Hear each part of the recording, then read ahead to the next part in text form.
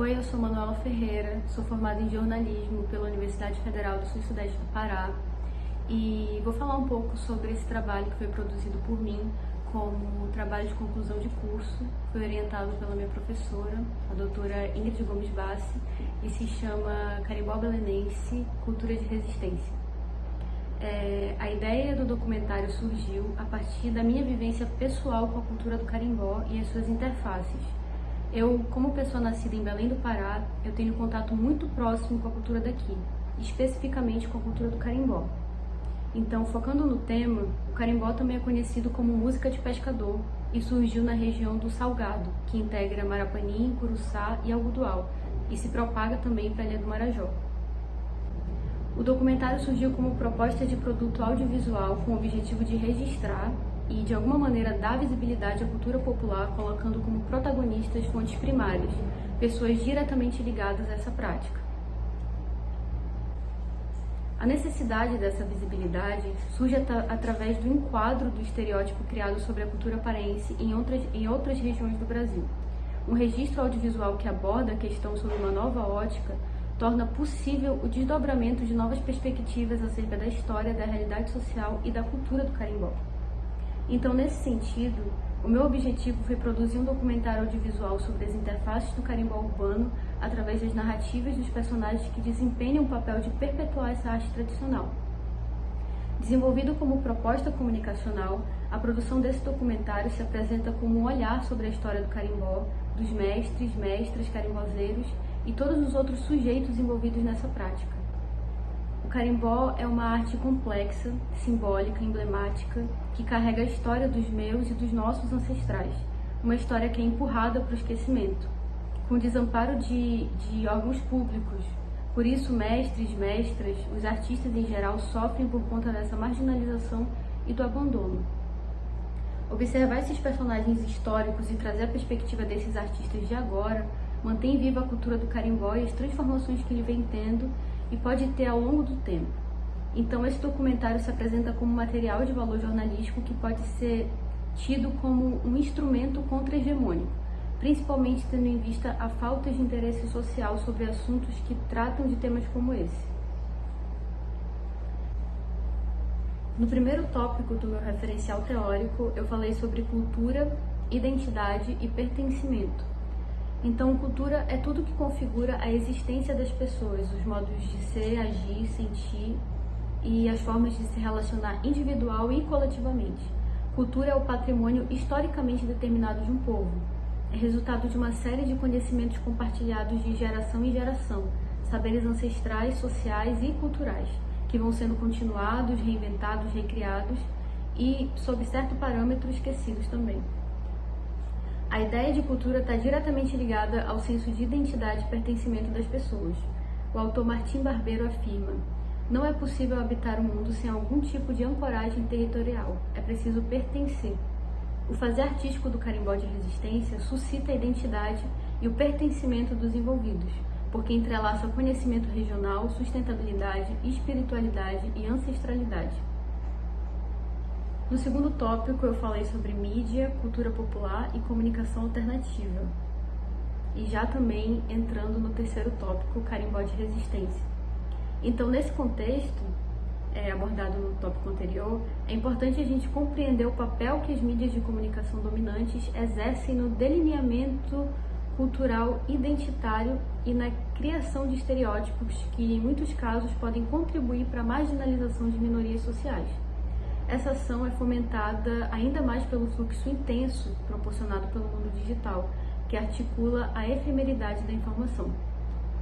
Para o autor Martim Barbeiro, um mundo assim configurado debilita radicalmente as fronteiras do racional e do local, ao mesmo tempo que converte seus territórios em pontos de acesso de transmissão, de ativação e transformação no sentido de comunicar. Por isso é importante refletir como essa dinâmica afeta a representação da cultura popular.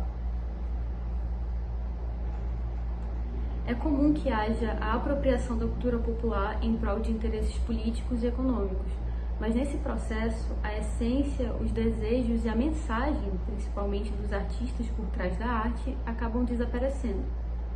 O autor John Downie acredita que, para além das dinâmicas tradicionais de comunicação com as quais a gente já está familiarizado, expressões culturais se configuram como as chamadas mídias radicais alternativas. Então, a pesquisa focou em apresentar o carimbó como mídia radical sob a luz do conceito desse autor, que defende que movimentos culturais se revelam como espaços para que os desejos, as necessidades populares possam de alguma maneira serem ouvidas e atendidas. A mídia radical reivindica direitos e luta contra o silenciamento de minorias excluídas. Movimentos como o carimbó resistem através de manifestações artísticas. O carimbó entrelaça arte e luta, denúncia e poesia, história e contemporaneidade. Por isso ele é a arte de resistência.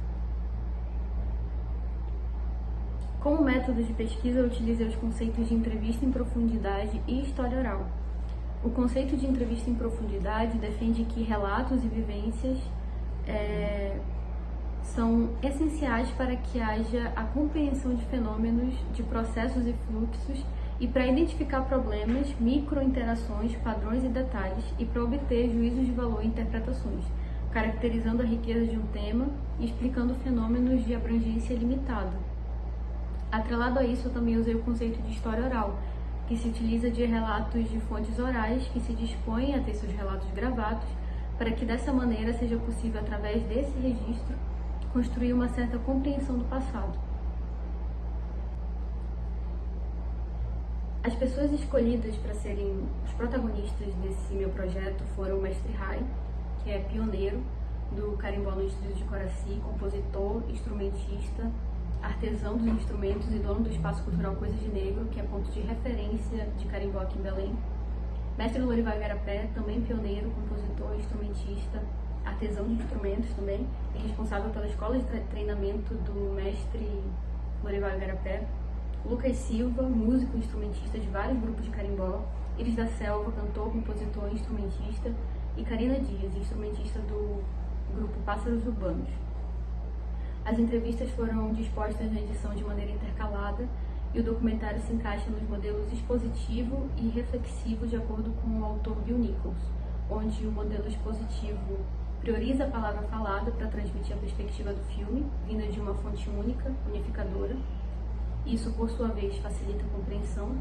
E o reflexivo chama atenção para as hipóteses e convenções do cinema documentário, aguçando nossa consciência na construção da representação da realidade feita pelo filme. A partir das vivências experienciadas por mim, principalmente na produção desse trabalho, eu percebi o quanto é inegável a necessidade de um olhar mais atento diante do descaso e do abandono da cultura popular. No sistema econômico que comercializa a cultura e avança a partir de lógicas mercadológicas, o saber ancestral se perde em prol do progresso econômico. Então, ao colocar em destaque as vivências e narrativas dos protagonistas da cena da cultura popular em Belém, esse documentário serve de registro digital sobre as perspectivas de cada um dos entrevistados, que perpetuam a arte do carimbó, cumprem função social e atuam também politicamente, ocupando espaços com a cultura paraense. Na apresentação eu coloquei algumas fotos que ilustram um pouco do processo de gravação do documentário. São fotos que não estão no produto final, mas mostram alguns registros congelados dos takes que estão lá. Esse trabalho tem um valor sentimental muito grande para mim. Ele é muito sobre essas 5 pessoas que eu coloquei na filmagem. São pessoas importantes para mim, que já eram antes e que se tornaram, e outras que se tornaram depois que eu as conheci para a produção do documentário. Mas, além de ser muito sobre elas, também é completamente sobre mim, porque absolutamente todas as escolhas, todos os enquadramentos, tudo isso diz sobre quem eu sou. E nada disso, e nenhum enquadramento, nada, nenhuma imagem, por mais real que pareça, é possível de transmitir o real de fato. Isso é importante de ser dito, eu acredito também. Tudo que tem ali são recortes de quem aquelas pessoas são e de quem eu sou também. Muito obrigada.